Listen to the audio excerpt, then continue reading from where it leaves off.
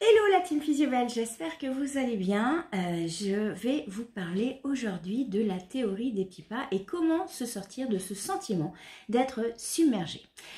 Hier, je donnais une formation en présentiel avec 5 esthéticiennes et beaucoup d'entre elles me disaient qu'elles se sentaient submergées, que effectivement l'ambiance n'était pas forcément au rose. Ça, vous le savez, je vous ai déjà fait quelques vidéos justement pour vous donner du courage, du dynamisme. Et certaines me disent, mais oui, mais comment on fait quand on est vraiment au fond du trou? Alors, la dernière vidéo, je vous invite à la regarder, où je vous donnais des clés pour sortir un petit peu, remonter du rouge.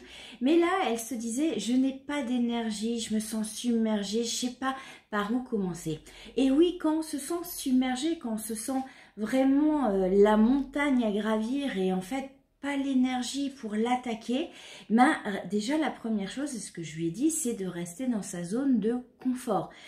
Faites des prestations qui sont faciles pour vous, qui vous demandent pas d'aller chercher les gens ou faire des accompagnements. Là, elle me disait, ah ouais, mais là en ce moment j'ai le courage que de faire des massages parce que c'est facile pour moi, alors qu'un accompagnement minceur, il faut motiver la cliente, il faut la suivre, et justement on en parlait les unes les autres. Effectivement, quand on fait de la minceur, il faut toutes les rendez-vous, redemander à la cliente comment elle se sent, ce qu'elle a mis en place, faire un peu de gendarme si elle se laisse un peu aller, etc. Ça demande une énergie de dingue, c'est un accompagnement qui se fait pas tout seul.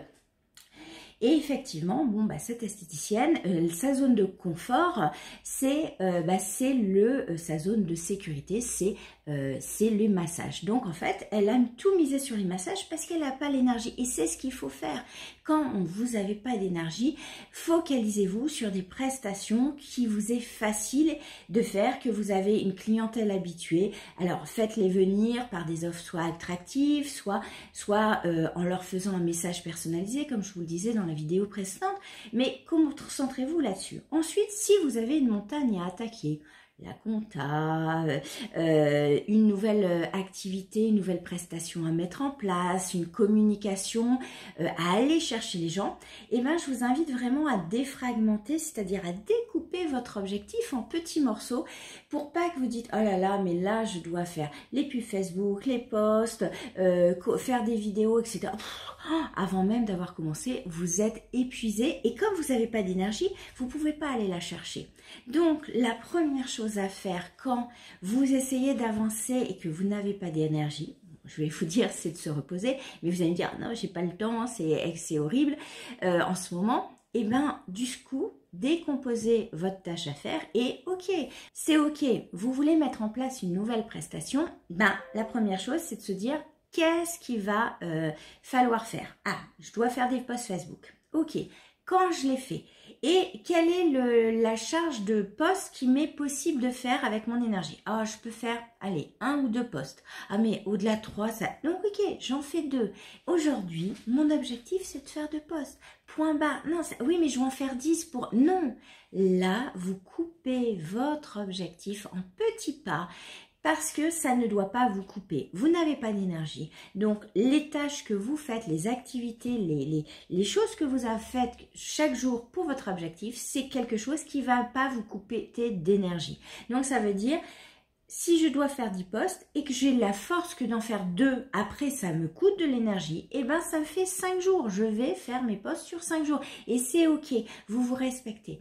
Ce qui est important, c'est de se respecter. Quand on est fatigué, qu'on n'a pas d'énergie, qu'on se sent submergé, c'est simplement votre inconscient qui vous dit « Stop, j'ai besoin d'une pause, je me sens plus capable, je ne suis plus en capacité de gérer tout ce qu'il y a à faire. » Ok, je t'entends, je vais étaler. Alors oui, ça va prendre plus de temps, mais vous allez vous respecter.